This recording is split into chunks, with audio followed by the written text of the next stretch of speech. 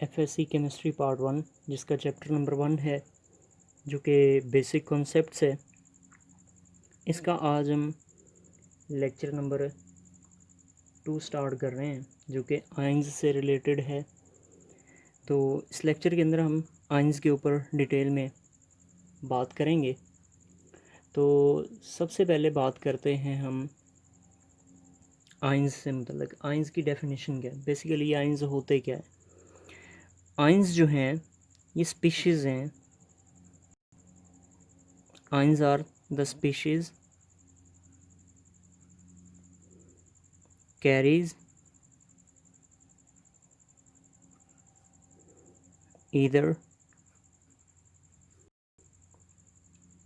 positive or negative charge।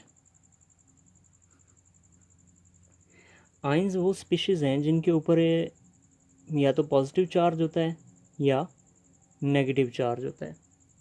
अब हम अगर बात करते हैं स्पीशीज़ की, तो बेसिकली आयंस कौन सी स्पीशीज़ हैं।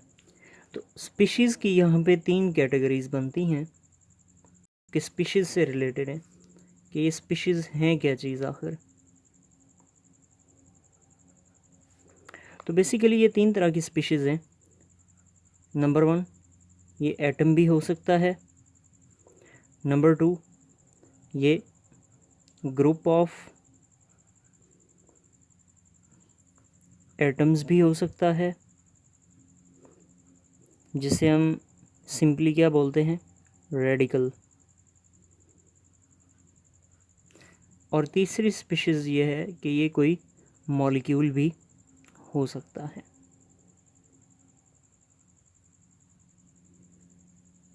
ये 3 तरह की स्पीशीज़ हैं जो कि पॉजिटिव या नेगेटिव चार्ज को कैरी करती हैं। अब हम बात करते हैं आयंस की क्लासिफिकेशन की। तो आयंस को बेसिकली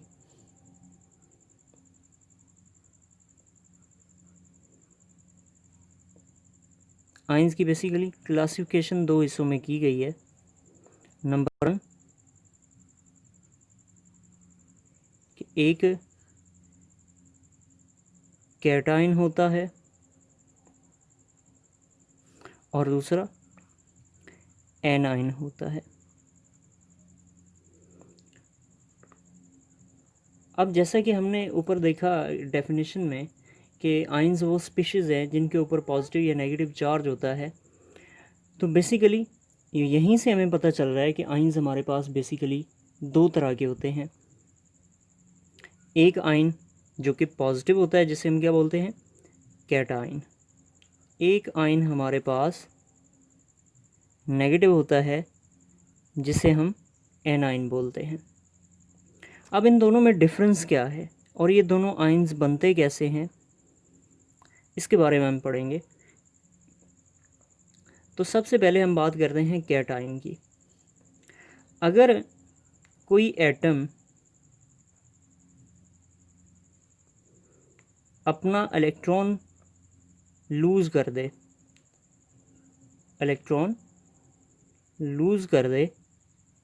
तो वो किस में कन्वर्ट हो जाता है, कैटायन में। यानी कि कोई भी एटम जब अपना लूज़ कर देगा तो वो कैटायन में कन्वर्ट हो जाता है। अच्छा, एक बात ये भी याद रखिएगा कि ये जो एटम है एक इलेक्ट्रॉन भी लूज़ कर सकता है और एक से ज़्यादा इलेक्ट्रॉन्स भी लूज़ कर सकता है। तो इलेक्ट्रॉन के लूज़ करने से इसके ऊपर जो एटम है, ये एटम जो न्यूट्रल था, तो इसके ऊपर पॉजिटिव चार्ज आ जाता है। अब ये पॉजिटिव चार्ज आता क्यों है, इसके बारे में हम देखते हैं। जैसे कि हम एक एग्ज़ाम्पल ले लेते हैं कि एक हमारे पास एक न्यूट्रल लिथियम एटम है जिसका एटॉमिक नंबर यानी कि 3 होता है, जिसके पास 3 इलेक्ट्रॉन्स और 3 प्रोटॉन्स होते हैं। यानी कि लिथियम जो है इसका एटॉमिक नंबर 3 है, इसके पास 3 इलेक्ट्रॉन्स हैं और 3 ही प्रोटॉन्स हैं। और हमें पता है कि जब भी कोई एटम न्यूट्रल होता है तो इसके नंबर ऑफ इलेक्ट्रॉन्स इक्वल होते हैं नंबर ऑफ प्रोटॉन्स के। तो अब लिथियम क्या करेगा कि अपना एक इलेक्ट्रॉन लूज़ करेगा। सबसे पहले इसकी इलेक्ट्रॉनिक कन्फिग्रेशन देखते हैं कि के शेल में इसके पास 2 इलेक्ट्रॉन्स हैं, जबकि एल शेल के अंदर इसके पास 1 इलेक्ट्रॉन है। तो इसे स्टेबलाइज होने के लिए और अपना ऑक्टेट कंप्लीट करने के लिए 7 इलेक्ट्रॉन्स रिक्वायर हैं, जो कि इसके लिए गेन करना जो है 7 इलेक्ट्रॉन गेन करना बहुत मुश्किल है, जबकि 1 इलेक्ट्रॉन लूज़ करना आसान है ताकि ये अपने आप को स्टेबल कर ले।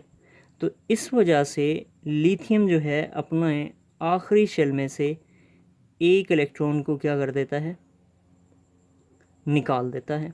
यानी कि यहाँ से इलेक्ट्रॉन निकल गया तो बाकी इलेक्ट्रॉन कितने रह जाएंगे, 2 electrons as compared to the protons, जबकि प्रोटॉन्स हमारे पास कितने हैं, 3 हैं। तो यहाँ पे हमें ये पता चलता है कि नेगेटिव चार्ज डिक्रीज़ हुआ है, जबकि पॉजिटिव चार्ज जो है वो इंक्रीज़ हुआ है। अब आप देख सकते हैं 2 इलेक्ट्रॉन्स हैं, पहले 3 थे तो न्यूट्रल था। तो जैसे ही लिथियम ने अपना 1 इलेक्ट्रॉन लूज़ किया है तो 2 इलेक्ट्रॉन रह गए, जिसके कंपैरिजन में अगर प्रोटॉन्स को देखा जाए तो प्रोटॉन्स का चार्ज इंक्रीज़ कर गया। अब यहाँ पे ये बात याद रखिएगा कि जब भी कोई एटम कैटाइन बनता है तो उस एटम के अंदर न्यूक्लियस की अट्रैक्शन बढ़ जाती है, उसके इलेक्ट्रॉन्स के ऊपर न्यूक्लियस की अट्रैक्शन बढ़ जाती है। अट्रैक्शन ऑफ न्यूक्लियस इंक्रीज़ कर जाती है, बढ़ जाती है, ठीक है। जबकि किसी भी एटम से इलेक्ट्रॉन लूज़ करवाना वो आसान काम नहीं है, क्योंकि स्टेबल फॉर्म न्यूट्रल फॉर्म में किसी भी एटम से इलेक्ट्रॉन आसानी से लूज़ नहीं करवाया जा सकता, इसलिए इसे हीट प्रोवाइड करनी पड़ती है। और जैसा कि हम जानते हैं कि हीट एनर्जी जो है इसे प्रोवाइड की जाएगी, हीट एनर्जी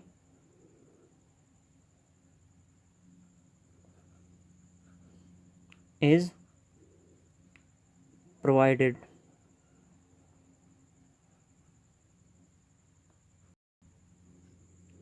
तो इसका मतलब ये हुआ कि एटम जो है हीट एनर्जी को एब्जॉर्ब कर रहा है।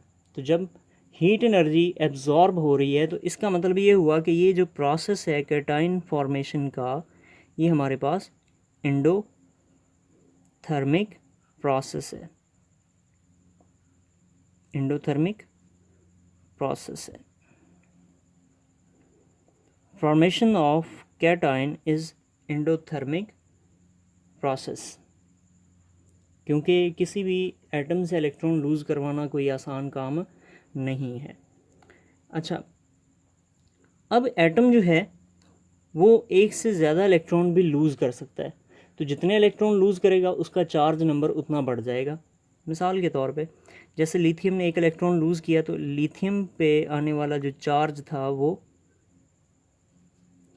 +1 था, ठीक है, लिथियम आयन बन गया।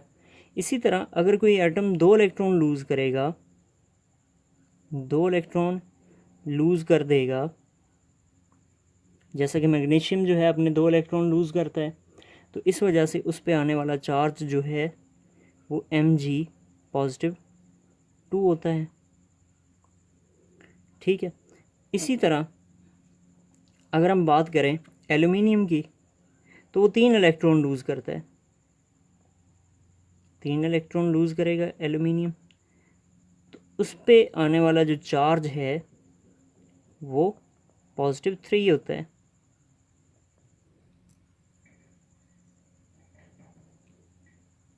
तो यहाँ तक ये बात क्लियर होगी। अच्छा, इसमें एक बात याद रखिएगा कि हमारा जो पीरियोडिक टेबल है,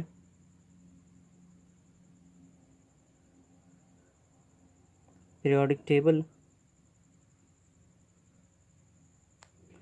उसके पहले 3 ग्रुप फर्स्ट वाला जो है लिथियम फैमिली, सेकंड वाला बेरिलियम फैमिली, थर्ड वाला स्कैंडिनम फैमिली।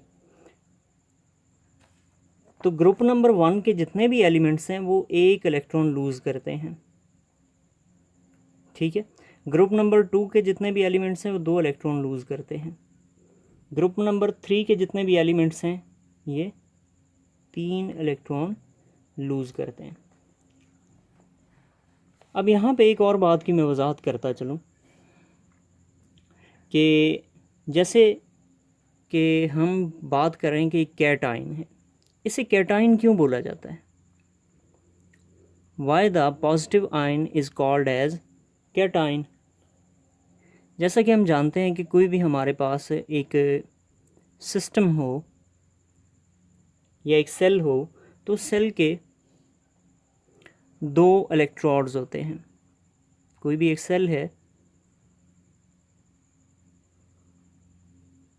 उसके 2 इलेक्ट्रॉन्स होते हैं और सेल के अंदर कोई भी एक सॉल्यूशन मौजूद होता है। सेल के जो 2 इलेक्ट्रॉन में से एक इलेक्ट्रोड को बोला जाता है कैथोड और एक को बोला जाता है एनोड। अब जो एनोड होता है इस पे पॉजिटिव चार्ज होता है, यानी कि ये पॉजिटिव टर्मिनल है, पॉजिटिव इलेक्ट्रोड है, जबकि कैथोड जो है वो नेगेटिव टर्मिनल या नेगेटिव इलेक्ट्रोड है। जब इसे करंट पास करवाया जाता है तो सॉल्यूशन में से जब करंट गुजरता है तो सॉल्यूशन के पॉजिटिव चार्जेस जो हैं वो अट्रैक्ट होते हैं कैथोड की तरफ। सॉल्यूशन के पॉजिटिव चार्जेस जो हैं, जो कि इलेक्ट्रोलाइट के पॉजिटिव चार्ज हैं, वो कैथोड की तरफ जाएंगे। उसकी वजह क्या है? क्योंकि दोनों का अट्रैक्शन बनेगा और अट्रैक्शन के नतीजे में पॉजिटिव चार्जेस जो हैं वो कैथोड की तरफ मूव करेंगे। तो कैथोड की तरफ मूव करने से इस वजह से इसे हम बोल देते हैं, क्योंकि ये आयन जो है किसी भी सिस्टम में, किसी भी इलेक्ट्रोलाइटिक सिस्टम में कैथोड की तरफ मूव करता है, because it moves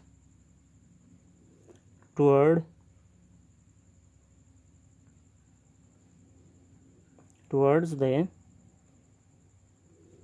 negative electrode,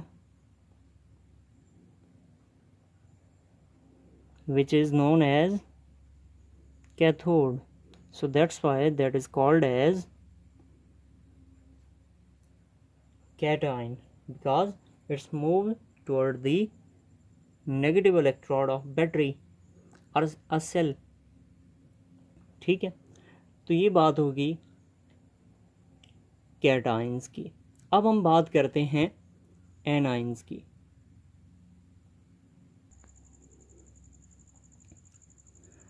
अच्छा, पीछे हमने बात की थी कैटाइंस के मतलब, अब हम डिटेल में देखते हैं एनाइंस के मतलब कि बेसिकली एनाइंस है क्या चीज़, एनाइन कैसे फॉर्म होता है, कैसे बनता है।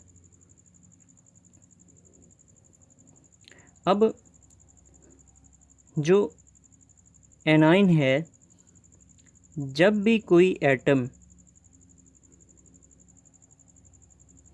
अपने वैलेंस शेल के अंदर एक या एक से ज़्यादा इलेक्ट्रॉन को गेन कर लेगा, अपटेक कर लेगा,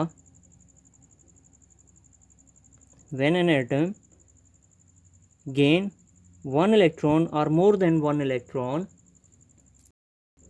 then negative ion is formed which is called as anion। तो इसके नतीजे में एटम जो है वो नेगेटिव हो जाता है, यानी कि जब भी कोई एटम इलेक्ट्रॉन को गेन करेगा तो वो नेगेटिव आयन बनेगा, जिसे हम बोलते हैं एनाइन। तो एनाइन बन जाता है किसी भी एटम में इलेक्ट्रॉन के एब्जॉर्ब होने से, गेन होने से, अपटेक होने से। लेकिन यहाँ पे हम बात करते हैं कि कोई भी एटम जो है जब इलेक्ट्रॉन गेन करता है तो वो नेगेटिव कैसे बन जाता है। इसकी एक एग्ज़ाम्पल लेते हैं, जैसे कि हमारे पास एक फ्लोरीन एटम है। ये फ्लोरीन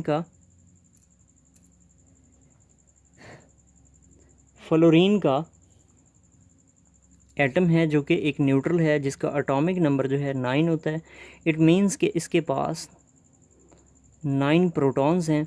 तो चूँकि ये न्यूट्रल है, सो दैट्स वाई इसके पास 9 प्रोटॉन्स होने के साथ साथ 9 इलेक्ट्रॉन्स भी होंगे। अब इसकी अगर हम इलेक्ट्रॉनिक कन्फिग्रेशन देखें तो के शेल में इसके पास 2 इलेक्ट्रॉन्स हैं, जबकि एल शेल में इसके पास 7 इलेक्ट्रॉन्स हैं, जिसके बायस इसका टोटल एटॉमिक नंबर जो है वो 9 है, यानी कि टोटल 9 इलेक्ट्रॉन्स हैं। तो ये अपने आप को स्टेबल करने के लिए इससे अपना ऑक्टेट कंप्लीट करना होगा। तो इसका ऑक्टेट कंप्लीट कब होगा? जब इसके ऑक्टेट नंबर ऑफ 8 इलेक्ट्रॉन्स होंगे। ठीक है, यानी कि टोटल नंबर ऑफ इलेक्ट्रॉन्स कितने होंगे? 8। तो इसका मतलब ये हुआ कि इसे 7 लूज़ करने नहीं पड़ेंगे, बल्कि एक इलेक्ट्रॉन इसे क्या करना पड़ेगा? गेन करना पड़ेगा। तो ये कहीं से भी किसी दूसरे एटम से इलेक्ट्रॉन क्या कर लेगी? गेन कर लेगी।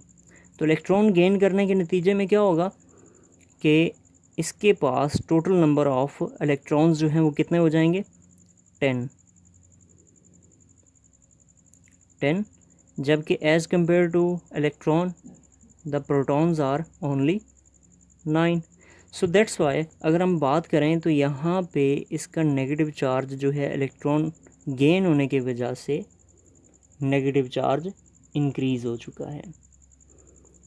तो इस वजह से कि नंबर ऑफ़ प्रोटॉन्स कम हो जाते हैं इलेक्ट्रॉन्स के मुकाबले में, तो जिस वजह से कोई भी एटम जो है इलेक्ट्रॉन गेन करने के बायस नेगेटिव बन जाता है। तो यहाँ पे अगर हम बात करें तो जब भी कोई एटम इलेक्ट्रॉन गेन करता है तो न्यूक्लियस की अट्रैक्शन में कमी हो जाती है, यानी कि न्यूक्लियस की अट्रैक्शन जो है वो कम हो जाती है। न्यूक्लियस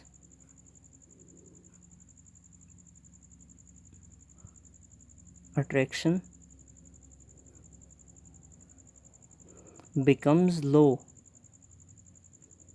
यानी कि न्यूक्लियस की अट्रैक्शन जो है इलेक्ट्रॉन्स के ऊपर वो कम हो जाती है। क्यों? क्योंकि नेगेटिव चार्ज इंक्रीज़ हो जाता है और पॉजिटिव चार्ज कम हो जाता है। तो हमें पता है कि न्यूक्लियस की अट्रैक्शन क्या होता है? पॉजिटिव चार्ज, क्योंकि न्यूक्लियस के ऊपर पॉजिटिव चार्ज है।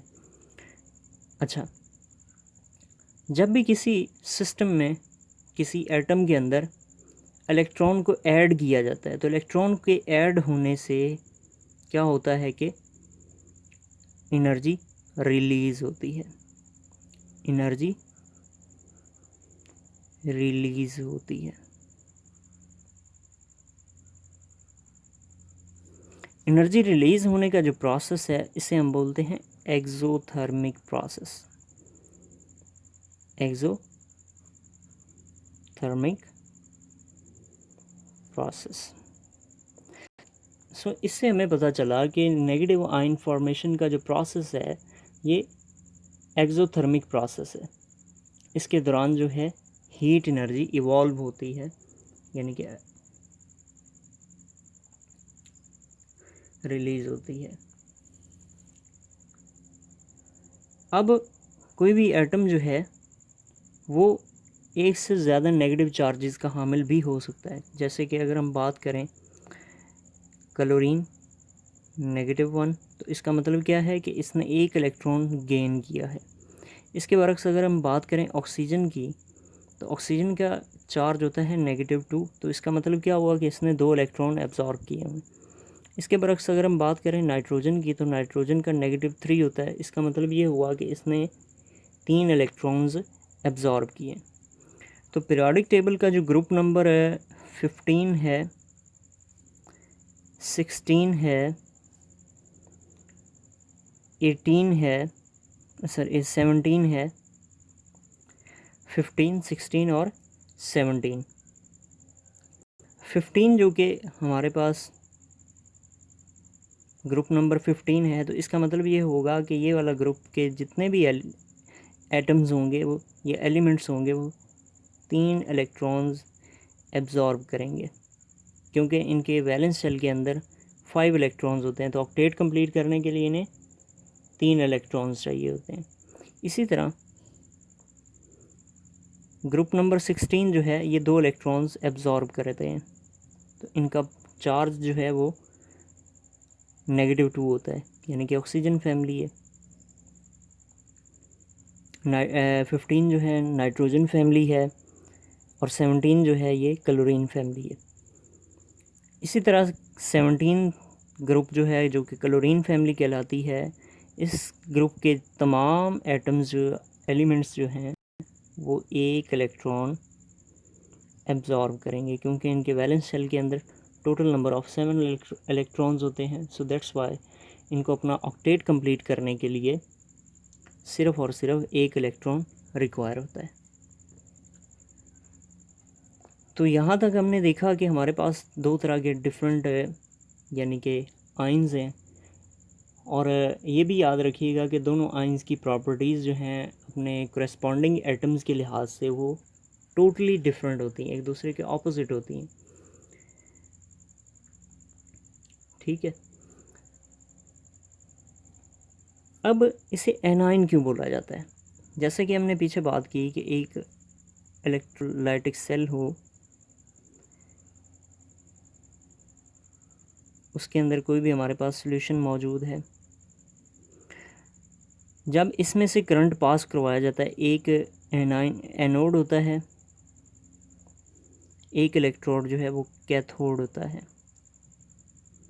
कैथोड पे नेगेटिव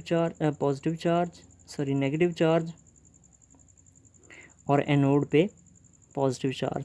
तो जब इसको सेल को सिस्टम को इलेक्ट्रिसिटी प्रोवाइड की जाती है, तो जो इलेक्ट्रोलाइट है इसके आयंस बनते हैं। तो इस सॉल्यूशन के जो नेगेटिव आयंस हैं, इस सॉल्यूशन के नेगेटिव आयंस वो मूव करते हैं एनोड की तरफ, क्योंकि इसके ऊपर क्या होता है, पॉजिटिव चार्ज होता है। तो पॉजिटिव नेगेटिव को क्या करता है, अट्रैक्ट करता है। तो इस वजह से नेगेटिव आयंस जो हैं वो एनोड की तरफ मूव करते हैं। तो एनोड की तरफ मूव करने की वजह से इनको नाम क्या दिया जाता है, एनाइनिक आयंस। ठीक है, because the A9 move towards the positive electrode which is known as anode।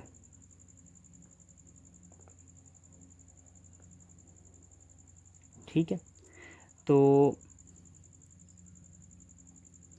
कुछ हमारे पास ऐसे भी आयंस होते हैं जो कि ग्रुप ऑफ एटम्स होते हैं, जिन्हें कि हम रेडिकल्स बोलते हैं। जैसे कि हमारे पास OH नेगेटिव आयन है, ये एक रेडिकल है। इसी तरह कार्बोनेट CO3 -2 आयन है, ये भी एक रेडिकल है। तो ये सारे के सारे नेगेटिव आयन हैं। अच्छा, एक बात याद रखिएगा कि नेगेटिव रेडिकल्स जो हैं वो बहुत ज़्यादा हमें मिल जाते हैं, जबकि पॉजिटिव रेडिकल्स जो हैं वो बहुत कम मिलते हैं। शाज़ो नाज़री एक आध ही मिलता है, जैसे कि अमोनियम है, NH4 है, NH4 पॉजिटिव। तो इसका मतलब ये हुआ कि जो अबंडेंस में है वो नेगेटिव रेडिकल्स हैं, जबकि जो रेयर हैं वो पॉजिटिव रेडिकल्स हैं। तो ये था आज का हमारा लेक्चर, जो कि आयंस के ऊपर बेस करता था।